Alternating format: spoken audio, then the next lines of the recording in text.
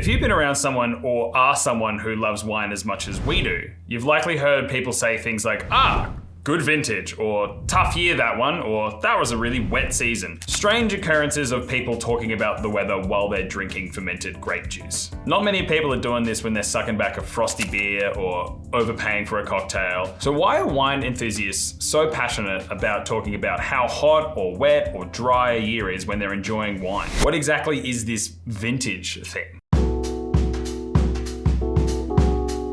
In essence, vintage is the year the wine was made. It's the time when the grapes have ripened, then they're picked from the vine, the juice is pressed out of their skin tombs, and fermentation begins. But to wine people, it's so much more than just an annual cycle. For winemakers, it's the one shot, it's the one opportunity to make the best wine they can for the year. For 10 or 11 months, they've been patiently waiting through the winter dormancy period, flowering through spring, growing summer season, and finally they've got lovely ripe berries to work with. Then they've got to decide when to pick them. From the outside, it seems pretty simple. Just pick them when you can, but there are so many variables. The difference between one day and another can be enormous. And you've got to think about the style you want to make. The thing that captivates winemakers though, is that they could do exactly the same thing one year to the next as they did the last. But the wine will taste markedly different. It's why people will prefer one vintage over another if they're drinking it. Think of it like a band making an album. The instruments are the same, the people making the music are the same, but when the new album sounds different to the last. Wine, like a great album, can capture the essence of a time, a place, the people behind it, and the lifestyle and culture around it. If Marvin Gaye recorded What's Going On in Australia in 1983 instead of across Detroit and LA in 1970, it would sound entirely different. Probably not for the better. Wine can taste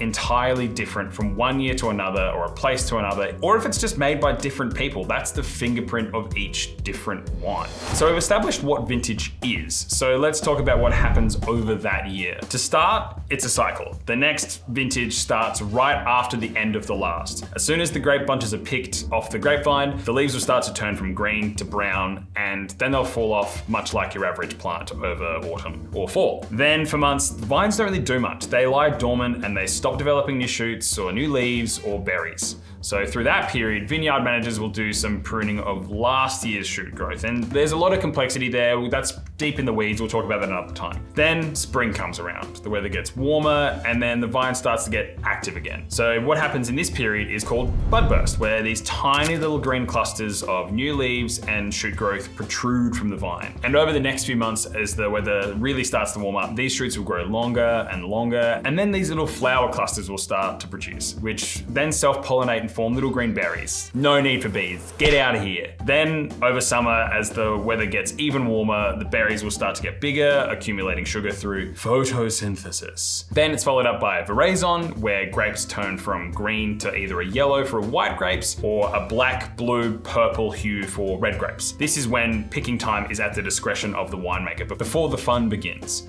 actually making the wine. Seems like a smooth process, right? Wrong. All of that 12 months, every grape grower is at the mercy of the weather, which is what separates a good year with a bad year. Grapes and vines are fickle things. They need the right conditions at the right time to make great wine. If it's too hot during the ripening period, vines shut down. Ripening can stop, grapes can get sunburnt, shrivel. If it's too wet, it increases humidity, allows molds and fungal diseases to develop, and again, affecting yield and overall vine health, affecting flavor and also, again, yield. In a broad and general sense, cold and wet vintages produce wines that have higher levels of acidity and less ripe flavors. For whites, that means more citrus flavors, and for reds, that means more red berry flavors. In hot and dry vintages, wines will have less acidity and higher levels of alcohol. Whites will be more tropical, and reds will have darker black fruit, even ripe and jammy flavors. To mitigate wines going too far one way or another, it's up to the winemaker to be able to pick at a moment's notice. The earlier you pick, the more acidity in the berries and less sugar. The longer you leave it, the more sugars will accumulate and the acid levels will decrease. But when everything is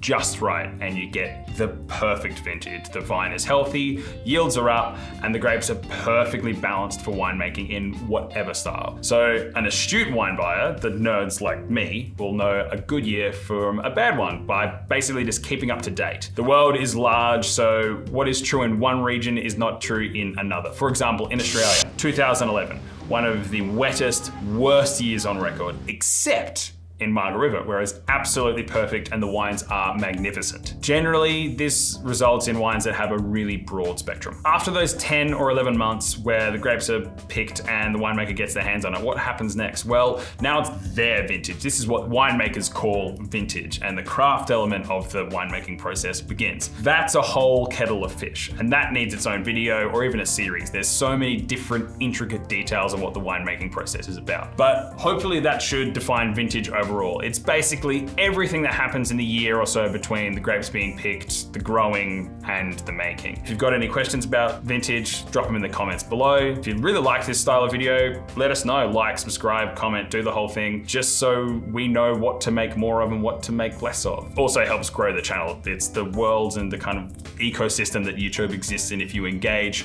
that helps us. So that would be awesome. But until then, see you next time.